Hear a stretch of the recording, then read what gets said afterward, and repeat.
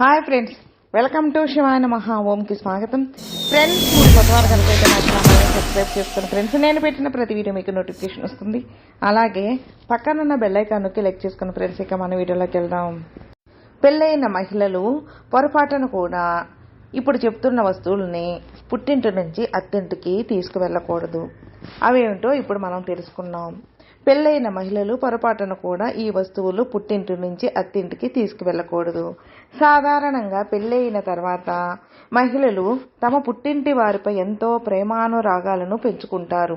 ఇక అత్తింటి నుంచి పుట్టింటికి వెళ్ళాలంటే ఎంతో సంతోషిస్తుంటారు. అదేవిధంగా పుట్టింటి నుంచి అత్తవారి ఇంటికి వెళ్లే సమయంలో వారి తల్లిదండ్రులు తమ కూతురికి కొన్ని వస్తువులను తన వెంట పంపిస్తూ ఉంటారు.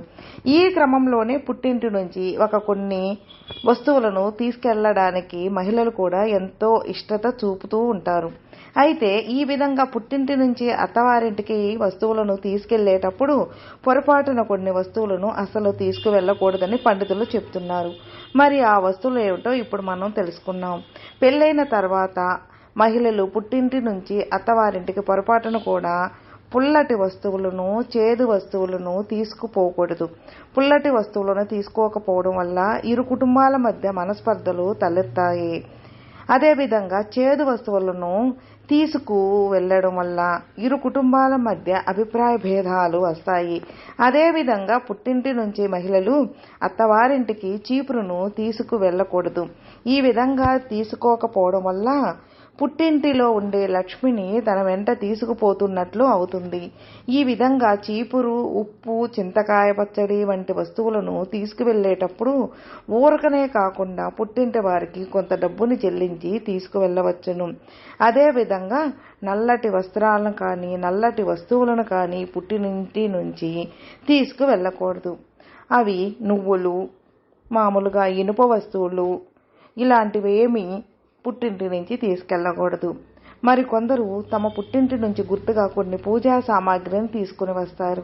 అయితే ఎలాంటి పరిస్థితుల్లో కూడా పుట్టింటి నుంచి పూజా సామాగ్రిని అత్తవారింటికి తీసుకువెళ్ళకూడదని పండితులు చెబుతున్నారు. కనుక పుట్టింటి నుంచి మహిళలు ఈ వస్తువులను ఎలాంటి పరిస్థితుల్లో తీసుకురాకూడదు. ఒకవేళ తీసుకువచ్చినా ఇరు కుటుంబాల మధ్య మనస్పర్ధలు పెరుగుతాయని పండితులు చెబుతున్నారు.